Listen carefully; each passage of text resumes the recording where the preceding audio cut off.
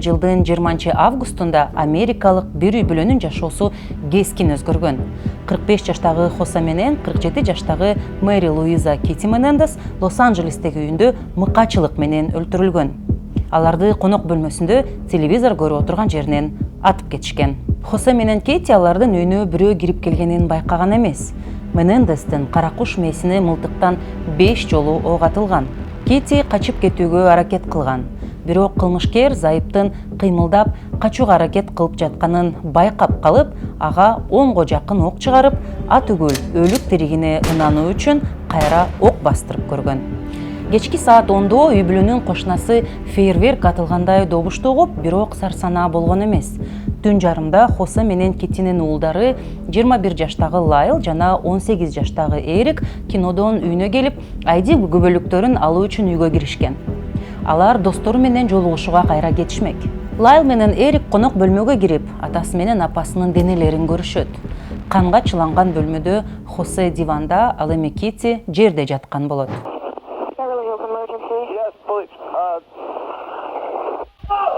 What's the problem? What's the problem? What's the problem? Someone killed my parents. Pardon me? Someone killed my parents. What? Who? Are they still there? Yes. The people... No. Were they shot? Hey, man, dude. Were they shot? Yes. They were shot? Yes. Менендестердин үйүнө келген полиция кызматкерлери үйдүн алдындагы чөп үстүндө ыйлап жаткан 18 жаштагы Эрикти табышат. Детектив Дэн Стюарт Менендес үй бүлөсүнүн конок бөлмөсүндө көргөндөрүн мындайча эскерет.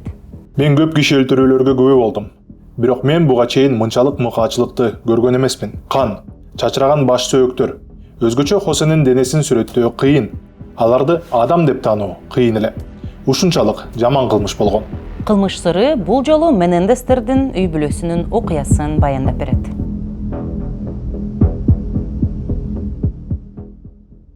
Өзгөчө мыкаачылык менен өлтүрүлгөн Хосе Менендес жана Кити Менендестин артынан 2 уулу калган. Алар 21 жаштагы Лайл жана 18 жаштагы Эрик аттуу жигиттер болчу. Бир туугандар ата-энесинин сөөктөрүн таап, полицияга маалымдагандан кийин алар суракка алынып кое берилген. Бир туугандар мындай жоготуудан психологиялык жабыр тартып, психологко үзгүлтүксүз барып, ата-энесин жоготкону тууралуу сүйлөп, көп жаш төгөт. Менендестердин үй бүлөсү 1980-жылдардын стандарттары боюнча Америка кыялынын идеалдуу үлгүсү болгон. Балдардын атасы Хосе Менендес Кубада төрөлүп, 1950-жылдардагы Куба революциясынан кийин өспүрүм кезинде АКШга үй бүлөсү менен көчүп келип, алгач аталаш бир тууганынын үйүнүн чатырында жашаган. Бир нече жыл ал жан багыш үчүн жергиликтүү түнкү клубда идиш жууп иштейт.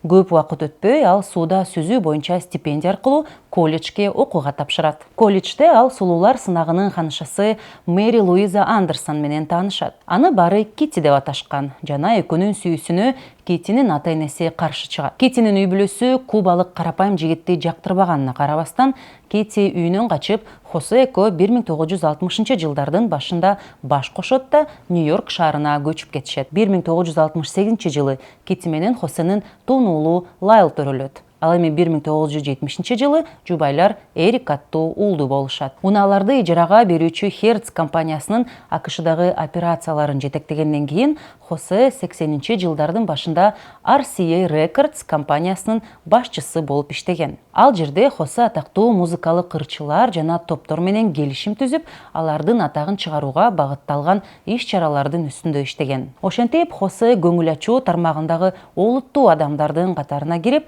аялы жана 2 өспүрүм баласы менен Лос-Анджелестеги престиждүү Беверли-Хиллз аймагына көчүп келет. 1986-жылы Хосе Life Entertainment ири киностудиясынын башкы директору болгон. Хосе Менендес каза болгон жылы анын байлыгы $14 миллион жеткен. Хосе бул акчаны кантип тапканы тууралуу ар кандай божомолдор болгон. Аны билгендер Хосени эч пас кетпеген, катаал мүнөз, чоң муштум жана абийирсиз адам катары сыпатташкан. Хосенин жетекчилиги астында иштегендер анын сабырсыз, ташбоор мүнөзүнө көп нааразы болушкан. Голливудта анын иштөө ыкмаларын жактырбаган ата-андаштары да бар экени да айтылып келген. Ошол жылдары Лос-Анджелесте мафия жана бандиттердин топтору баш көтөрүп, көптөгөн оор кылмыштарды жасап жүргөнү маалым болчу. Ушул себептерден Хосе менен Китинин өлүмүн иликтеген полиция кызматкерлери кылмышкерлерди Хосенин атаандаштары жана уюшкан кылмыштуу топтордун арасынан издеп жатышты. Сырттан караганда Менендестердин үй бүлөсү бактылуу, ийгиликтүү жана үлгүлүү болуп көрүнгөн. Голливуд жылдыздары менен аралашып, бир нече миллион доллардык үйдө жашаган үй бүлөдө мындай кырсык болорун эч ким күткөн эмес. Тергөө маалында Менендестердин туугандары, достору, кесиптештери жана кошуналары суракка алынып, алар тууралуу көптөгөн күтүүсүз фактылар ачыкка чыга баштайт. Хосе менен Китинин үй бүлөлүк жашоосу жеңил болгон эмес. Жакындары Менендестердин үйүндө чыр-чатактар көп болорун айтышкан. Хосе ар кандай аялдар менен мамиле куруп жүргөнү үчүн Кити күйөөсүн кызганып, экөөнүн ортосунда көптөгөн көйгөйлөр пайда болгон. Кити күйөөсүнүн бардык жоруктары жөнүндө билген жана күйөөсүнүн катаал мүнөзүнүн кысымы астында жашаган дешет. Бир кезде жаркын сүйүү менен баш кошкон Хосе менен Кити уулдары чоңойгон маалда бири-биринен алыстап кетишкен. Кийин Китинин жакын курбусу Карен Лом ал абдан бактысыз, атүгүл аянычтуу көрүнгөнүн айтып берет. Кити күйөөсүнүн никеден тышкары мамилелерине абдан капа болчу. Бирок ал никеси үчүн күрөшүп, Хосенин көңүлүн бурууга аракеттенген. Ал ар кандай майда суранычтары менен ар бир жарым саат сайын күйөөсүнүн кеңсесине телефон чала берчү жана курбусунун айтымында 3 жолу өзүн өзү өлтүрүүгө аракет кылган. Үй бүлөдөгү көйгөйлөрдөн улам Кити акыры ичкиликке берилип кеткен. Мындан тышкары ал депрессия үчүн ар кандай дары-дармектерди уучтап ичип, акырындык менен дарыларга көз каранды болуп калган. Спирт ичимдиктери менен бирге бул дарылардын баары Китинин психикасына жакшы таасир эткен эмес. Мурдагы сулуулук канышасы Кити Менендес көп жылдар бою депрессия жана аракечтиктен жапа чеккен аялга айланган. Психолог менен болгон маектеринде Кити уулдарын жек көргөндүгүн айтып, алар менин күйөөмдүн сүйүүсүн тартып алышты деген. Кийин Эрик менен Лайл полицияга апабыз бизди уу бери өлтүрөм деп коркуткан деп айтып беришкен.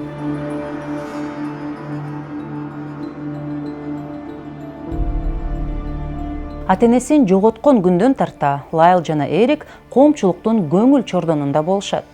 Америкалык массалык маалымат каражаттары, полиция жана прокуратуранын кызматкерлери бир туугандардын мындай каргашалуу жоготуудан кийин жашоосуна көз салып турушат. Алгачкы күндөрү ыйлап, катуу сыздаган жигиттер көп убакыт өтпөй атасынан калган акчаны ылгабай чача башташат. Лайл Rolex саатын, Porsche унасын, көптөгөн кымбат баалуу кийим-кече жана ресторан сатып алат.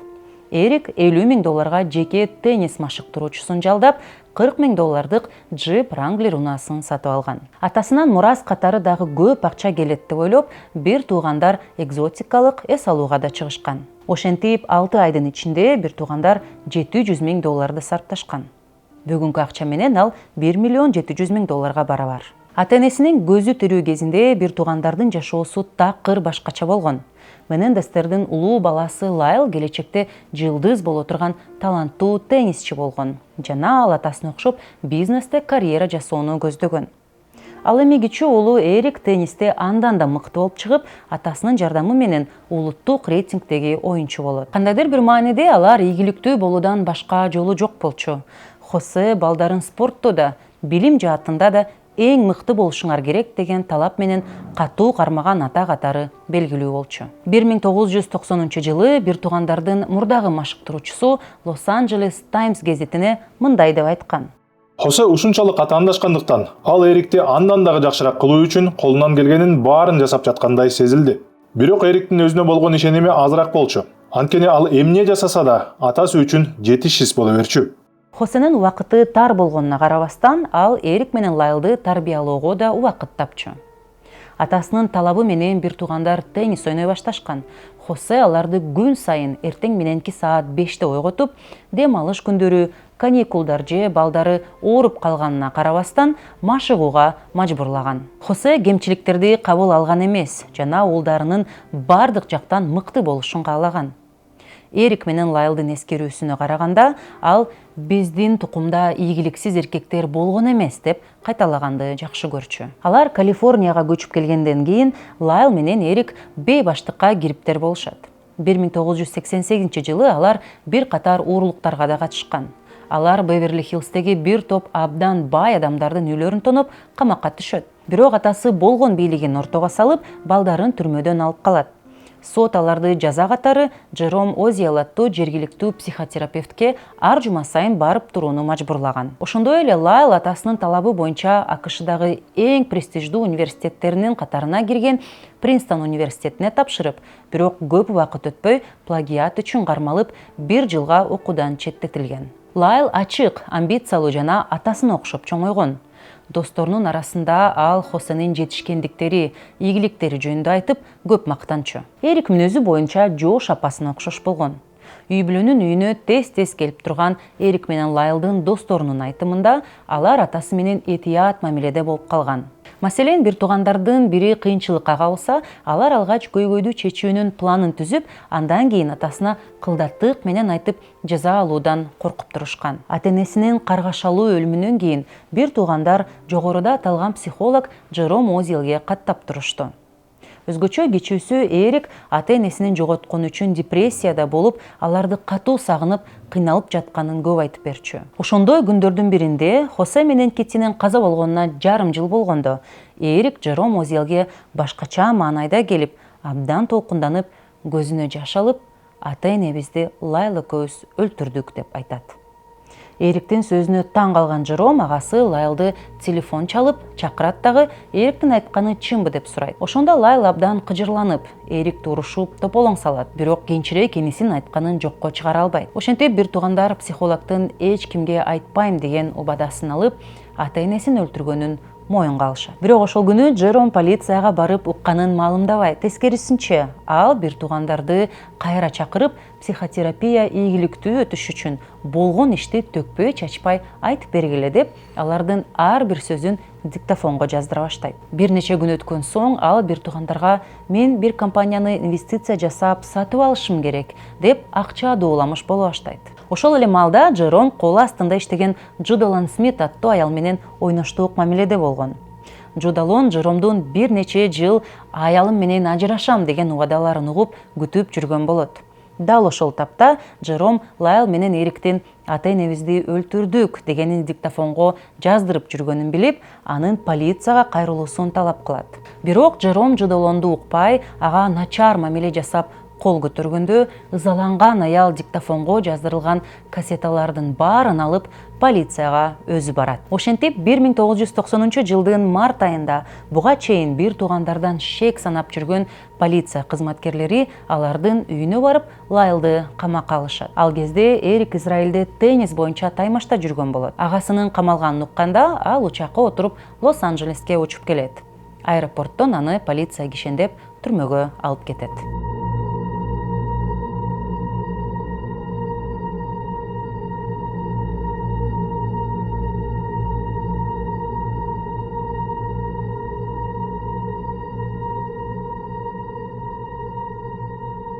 Лайл менен Эрик камакка алынгандан кийин алардын сотко чейинки тергөө иши бир нече жылга созулуп кетет. Биринчи сот отуруму 1993 жылы июнь айында башталды. Эрик Менендести адвокат Лесли Абрамсон, ал эми Лайлды Джилл Лансинг аттуу адвокат коргогон. Айыптоочу тараптан прокурор Памела Бозанич чыкты. Сотто адаттагыдай 12 эмес, 24 сот арачысы болду. Ар биринин күнөөсүн жекече аныктоо үчүн сот арачылар тобу экиге бөлүндү. Алгач ата-энесин өлтүргөнүн моюндарына албай жаткан бир туугандар эми биз бардыгын болгонундай айтып беребиз дешти. Сот жана арачылардын алдында алгач Лайл чыгып сүйлөдү. Сот отурумун телеканалдар аркылуу бүт Америка көрүп жатты. Ошондо Лайл менен Эриктин айткандарынан бардык өлкө шок абалына түштү. Бир туугандардын айтымында алар ата-энесине коркунуч сезиминен жана коргонуу максатында кол салган. Бирок мындай мыкаачылыкка эмне себеп болгон? Ата-энеси балдарын кантип ушундай абалга жеткиришкен? Алардын айткандарына ишенсе болобу? Деген суроолор дароо жаралды. Лайл менен Эрик бул кылмышка барганынын себебин кичинекей чагынан баштап айтып беришет. Алардын айтымында Хосе абдан ырайымсыз ата болгон. Мисалы, бир күнү Хосе кичинекей Лайлды бийик столдун үстүнө коюп, «Секир, коркпо, мен сени кармайм» деп ишендирет. Бала секиргенде атасы аны кармабастан ары басып кетет. Лайл жерге жыгылып катуу урунгандан ыйлай баштайт.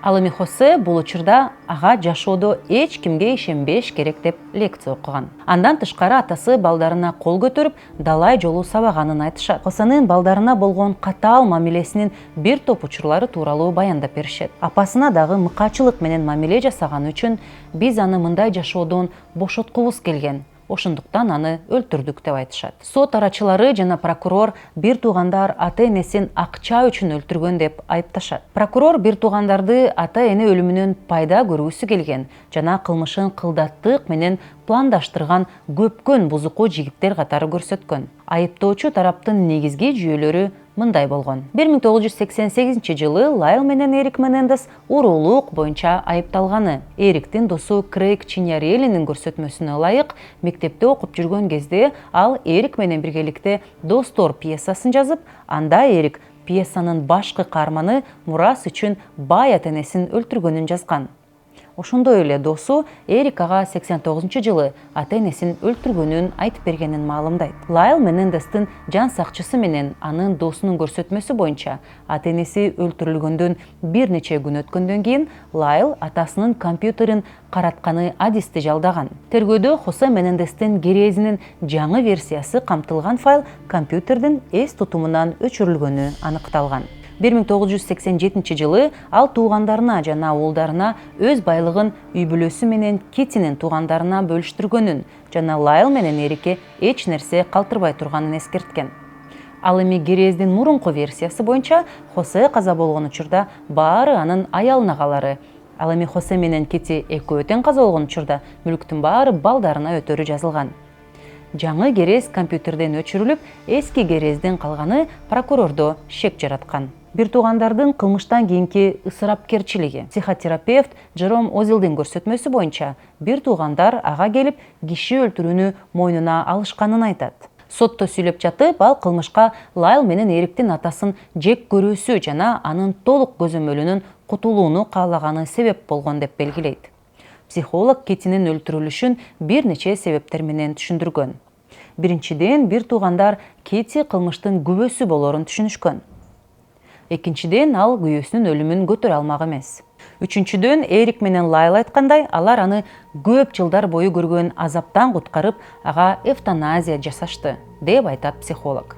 Акыр аягы Хосе каза болгон учурда бүт мурас апасына калмак. Эрик менен Лайлдын адвокаттары Хосе менен Кити Менендестин өлтүрүлүшү атасынын балдарга физикалык жана психологиялык зомбулук көрсөткөнүнүн натыйжасы деген теорияны карманышкан. Алардын аталаш туугандары, мугалимдери жана машыктыруучулары бир туугандарды коргоп, алар Хосенин балдарга карата зордук, зомбулук көрсөткөнүнө бир нече жолу күбө болушкандыгын айтышкан. Алардын көрсөтмөсүнө ылайык, үй бүлөлүк иш-чараларда атасы Эрик менен Лайлды коноктордун көзүнчө сабап, бөлмөлөрүнө камап, чыдагыс шарттарда машыгууга мажбурлаган. Ал эми алардын апасы туугандардын көзүнчө ачууланып, идиш-аяктарды сындырып, Хосенин ала жипти аттагандыгы үчүн бүтүндөй үй бүлөнү өлтүрүүгө убада берген. Сот бул аргументтерди жетишсиз деп таап, бул айтылгандар боюнча ата-эненин мүнөзүндөгү кемчиликтер деп атады. Эриктин адвокаты Лесли Абрамсон бир туугандар бир нерсени жашырып жатканын жана алардын үй бүлөсүндө ур токмоктон да жаман нерселер болгонун сезип түшүнгөн. Ал Лайл жана Эрик менен маектешкен психиатрды чакырып, алардын ата-энелери менен болгон мамилеси кандайча курулганын түшүнүүгө аракет кылган. Ошол эле мезгилде Лайлдын түрмөдө Эрикке жазган каты табылган. Анда улуу агасы энесинен үй бүлөлүк коркунучтуу сырды ачыкка чыгарбоону суранган. Ал сырдын жарыяланышы ата-энебизди дагы бир жолу өлтүрөт деп жазган. Адвокаттар жана психиатрлар түшүндүрмө берүүнү талап кылышып, акыры бир туугандар алардын Хосе Менендес тарабынан сексуалдык зордук, зомбулук болгонун айтып беришет. Лайл менен Эрик бул тууралуу бүткүл өлкө карап турган сотто айткылары келген эмес. Бирок адвокаттар бир туугандарды бардыгын сот арачыларына айтып берүүнү суранат. Болбосо алар Лайл менен Эрикти байлыктан бузулуп, ата-энесин акча үчүн өлтүргөн деп өлүм жазасына жиберип салышы толук ыктымал болчу. Сот процессинде идеалдуу Менендес үй бүлөсүнүн образы 93-жылы сентябрда Лайл атасы ага 6 жаштан 8 жашка чейин 2 жыл бою сексуалдык зордук көрсөткөн окуясын айтып бергенде бузулган. Прокурор Бозанич бул көрсөтмөгө жооп катары сот арачылары тобунан бала кезиндеги кордук киши өлтүрүүнү актай алабы деп сурады. Прокурор сот отурумдарынан кийин интервьюларында Лайлдын окуясына ишенбей турганын жана бул соттолуучунун өкүмүн жумшартып, өлүм жазасынан качууга жардам бере турган кылдат шылтоо экенин кайталаган. How would you describe your relationship with your father? He used to come into my room and he had me take off my underwear. He would massage my genitals. How did he treat you? He was kind. He never said anything negative to me. He told me that I was part of the family and that I belonged, and that this was something between us. And what he said is that this would stop if I told anyone. Did you ever say no? Yes. How did he react to your saying no? He stormed out of that room. So what happened next? He came back with the knife. Now, this knife, Mr. Menendez, is I think it's like that. It's Yeah? not bigger. I mean, I remember it being huge. okay. And when he came back with the knife, what did he do with it, if anything? He put it on my neck. He put his hand on my head and put the knife on my neck. Did he threaten you with it? Yes. What did he say? He said I should kill you, and next time I will. And did you believe him? Yes. He started using different tools. Massage his penis with my mouth.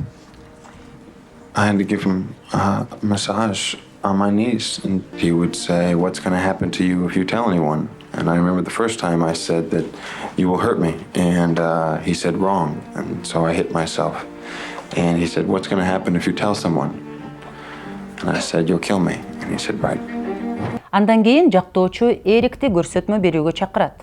Атасы Эриктин айтымында аны 6 жаштан 18 жашка чейин 12 жыл бою зордуктап келген. Сот отурумуна келген бир туугандардын аталаш эжеси Дайан Вандер Молен да көрсөтмө берди. Анын айтымында ал жайкы каникулда Менендестердин үйүндө жүргөндө 8 жаштагы Лайлага келип, Дайан менен чогуу анын бөлмөсүндө түнөө мүмкүнбү деп сураган. Бала Даянга атасы анын жанына келип кармалайбы деп коркконун айткан. Андан кийин Дайан Кити Менендеске барып, ал бул тууралуу билеби деп сураган. Бирок балдардын апасы Лайл калп айтат деп жооп берген. Эрик менен Лайлдын жана алардын туугандарынын Хосе тарабынан балдарды сексуалдык зордук зомбулукка кабылган окуяларынан кийин прокурор кайрадан бул версия ойдон чыгарылганын жана ал чын болсо да Эрик менен Лайлды актабайт деп билдирип, аларга өлүм жазасын талап кылган. Экрандын алдында сот процессин көрүп жаткан коомчулуктун көз алдында жигиттердин көрсөтмөлөрү бай балдардын элеси менен айкалышкан эмес. Алар жабырлануучуларга окшобойт деп сот отурумдарынан кийин дароо эфирге чыккан телеберүүлөрдө да бир туугандарды көп шылдыңдашкан. Бир туугандардын айтымында алардын атасы физикалык жана психологиялык зордук зомбулуктан тышкары балдарын катары менен зордуктап, аларды көптөгөн кыйноолорго дуушар кылган. Бирок бир туугандар атасынан коркуп, бул тууралуу сүйлөшпөгөндүктөн экөө тең мындай нерселерге кабылганын билишкен эмес. 1989 жылы гана Лайл атасы Эрикти көп жылдан бери зордуктап келе жатканын билип калып, катуу жаңжал чыгарат. Ал атасына кыйкырып, "Иниме тийбе" деп урушат. Ошол кезде апасы атасынын тарабына туруп, балдарына болушпай коет. Апабыз ушунча жыл бою баарын билип, бизди коргогон эмес деп билдиришет бир туугандар. Ошол күнү Лайл менен Эрик бөлмөсүнө бекинип алып, ата-энесин өлтүрүү чечимине келишет. Сотто алар апабыз бизди уулантып өлтүрөм деп коркутчу. Атабыз болсо, анын зордуктоосу ачыкка чыкчу болсо, бизди бычактап өлтүрөм деп далай айтчу. Биз коргонуу иретинде 2 мылтык сатып алып, дароо аларды өлтүрүү биз үчүн тирүү калуунун жалгыз жолу деп чечтик, деп айтып беришет. Бир туугандар чын эле 2 мылтык сатып алып, Лайлдын унаасына катып коюшат. Ата-энеси өлтүрүлгөн түнү алар мылтыктарын алып, Хосе менен Кити отурган конок бөлмөгө кирип барышат да, аларды аткылашат. Андан кийин алар мылтыктарын унаасына кайра катып, өздөрүнө алиби жасоо үчүн кинотеатрга жөнөшөт. Бир туугандардын оюнда ок атууларды уккан кошуналар полиция чакырып, ал эми алар эч нерсе билмексен болуп кинодон келишмек. Бирок алар кинодон кайтканда үй жымжырт болуп, коңшулар эч нерсени билбей калганын түшүнүшөт. Ошондо алар өздөрү полицияга чалып, ата-энесинин денелерин кокустан тапкан адамдардай болушат. Полиция кызматкерлери келгенде бир туугандар начар эмоционалдуу кабалда болушкан. Эрик үйдүн жанындагы чөптүн үстүнө жатып алып, кыйкырып, ал эми Лайл тынымсыз ыйлап, өзүн токтото албай жатты. Мындай ырайымсыз кылмыштарга көнбөгөн Беверли-Хиллз полициясы балдарга боору ооруп, иштин чоо жайын майда чөдөсүнө чейин сураган эмес. Бир туугандардын айтымында алар жөн гана кинотеатрда болушкан. Ошондуктан алардан кино билеттерди көрсөтүүнү гана суранышкан. Менендестер билеттерди кинотеатрдан чыккандан кийин дароо эле ыргытып салганбыз деп жооп беришти. Башкача айтканда, Эрик менен Лайлдын тастыкталган алибиси болгон эмес. Тергөөчүлөр каракчылыктын эч кандай белгилерин тапкан эмес. Атылган октордун гильзалары да табылган эмес. Жана бир туугандардын кийимдеринде, беттеринде жана колдорунда порохтун издери үчүн криминологиялык экспертиза жүргүзүлгөн эмес. Мендестердин иши боюнча биринчи сот процесси 6 айга созулуп, туңгуюкка такалган. Коргоо жана айыптоочу тараптын акыркы аргументтеринен кийин сот арачылар тобу өкүмдү бир нече ай бою талкуулап, Эрик менен Лайлдын күнөөсү тууралуу бир чечимге келе алышкан жок. АКШнын мыйзамдарына ылайык, жок дегенде бир сот арачысы көпчүлүк менен макул болбосо, алар өкүм чыгара албайт. Сот арачыларынын биринин эскерүүсүнө ылайык, 93-жылдын аягында арачылардын курамындагы бардык эркектер Хосе менен Кити мурас үчүн өлтүрүлгөн деген прокуратуранын версиясына макул болушкан. Бирок топтогу бир дагы аял аны колдогон эмес. Сот арачылары сот залында гана эмес, психологиялык басымды да сезишкен. Алар бүт өлкө сот процессине көз салып турганын жана сексуалдык зордук-зомбулуктун курмандыгы болгон бир туугандарга өкүм чыгаруу үчүн жооптуу болорун түшүнүшкөн. 1994-жылдын январь айында сот арачылары судьяга алар үмүтсүз туңгуюкка келип, өкүм чыгара албай жатышканын айтышкан. Андан кийин айыптоочу тарап экинчи сот процессин баштоону өтүнгөн. 1995-жылы судья Стэнли Вайсберг Эрик менен Лайлдын иши боюнча экинчи соттук териштирүү башталганын жарыялады. Вайсберг адвокаттарга Хосенин балдарына карата жасаган сексуалдык зордук-зомбулукту коргоо версиясы катары колдонууга тыюу салып, сот арачылар тобунан зордуктоо фактыларын эске албоону суранды. Ал бир туугандардын окуяларын зордук-зомбулук менен киши өлтүрүүнү актоо деп атады. Коргоочулардын аргументтеринин көбү четке кагылып, бир туугандардын өзүн өзү коргоо версиясы жокко чыгарылды. Бул ирет сот арачылар тобунун тандоосу кыйла жөнөкөйлөштүрүп, алар эки гана жолдун бирине добуш бериши керек болду. Эрик менен Лайл өздөрү моюнга алган киши өлтүрүү үчүн күнөөлүү эмес, же биринчи даражадагы киши өлтүрүү үчүн күнөөлүү. Жаңы курамдагы сот арачылар тобу бир жумалык талкуудан кийин жаңы чечим чыгарды. 7 жылга созулган сот отурумдарынан кийин 1960-жылдын 20 мартында Лайл жана Эрик Менендестер күнөөлүү деп табылып, шарттуу түрдө өмүр бою эркинен ажыратылган. 2005-жылы Эрик Менендес People журналына берген маегинде «Менин кылганым туура болчу же аны актоо болот деп айтпайм. Мен түрмөгө отурушум керек болчу. Бирок менин ордума башка каалаган баланы коюп, анын эмне болорун көргүлө. Же мен, же ата-энем аман калат деп ойлочумун. Мен камакка алынганда өзүмдү жеңил сездим. Жашоом эчак эле бүткөн. Мен калмалганыма сүйүнгөм. Мага акчанын кереги жок болчу деп айтат. Бирок Менендес бир туугандардын окуясы ушу менен аяктаган жок. 2018-жылдан бери Эрик менен Лайлдын атасы тарабынан сексуалдык зордук-зомбулукка кабылганы тууралуу жаңы далилдер пайда боло баштаган. Бир туугандар жөнүндө китеп жазып жаткан журналист Роберт Рент алардын аталаш агасы Энди Канонун кагаздарынан Эрик тарабынан 88-жылы жазылган катты тапкан. Ал катта 17 жашар Эрик мындай деп жазган. Мен атамдан дайыма качкан аракет кылам. Тиги нерселер дагы эле болуп жатат. Энди, бирок барган сайын начарлап кетти. Мен аны түшүндүрө албайм. Бул нерсе качан кайталарын билбейм. Жинди болуп бардым. Түнкүсүн уктай албайм. Атам мага келет деп корком. Сен мурда бул жөнүндө мага айтканың эсимде. Бирок мен корком. Сен менин атамды тааныбайсың. Ал акылынан тайган адам. Ал мага эч кимге айтпа деп 100 жолу эскертти. Өзгөчө Лайлга айтпа деди. Мен мындан аман чыгамбы? Билбейм. 2021 жылы TikTok соц тармагынын колдонуучулары Менендес бир туугандарына арналган аккаунттарды ачып, Эрик менен Лайлдын бошотулушу үчүн кампания башташты. 2023 жылы Менендес плюс Менудо чыккынчылыкка кабылган балдар даректүү тасмасы жарык көргөн. Хосе Менендес менен кызматташкан Менудо музыкалык тобунун мүчөсү Рой Росселло ал 14 жашында Хосе ага баңгизат берип зордуктаганын ачыктаган. Мындан кийин Лайл жана Эриктин адвокаты жаңы далилдер жана көрсөтмөлөрдөн улам ишти кайра кароо өтүнүчү менен сотко кайрылды. Эрик менен Лайлдын туугандары аларды бошотуу кампаниясын колдоп, балдардын өмүр бою эркинен ажыраткан сот арачылар тобу атасы тарабынан зордукталган балдарды угууга даяр эмес коомдун бир бөлүгү болгонун түшүндүрүштү. Менендестердин иши социалдык тармактарга тараган соң Райан Мерфинин «Желмогуздар» Лайл менен Эрик Менендестин окуясы аттуу сериалынын жана Менендес бир туугандары аттуу даректүү тасманын чыгышынан кийин Лос-Анджелестин прокуратурасына бир туугандардын өкүмүн кайра кароо талаптары менен телефон чалуулар түшө баштады. 2024 жылдын 24 октябрында Лос-Анджелестин башкы прокурору Джордж Гаскон Эрик менен Лайлды шарттуу түрдө мөөнөтүнөн мурда бошотуу сунушун колдоп, жогорку сотко өкүмдү кайра кароону сунуштады. Ошол эле учурда биринчи соттук териштирүүдө бир туугандарды жоопко тартууга жооптуу болгон прокурор Памела Базанич иштин кайра каралышына жана Эрик менен Лайлдын бошотулушуна каршы чыкты. Менендес бир туугандары даректүү тасмасына берген маегинде алар тууралуу пикирин өзгөртпөгөнүн айтып, мындай деп кошумчалады.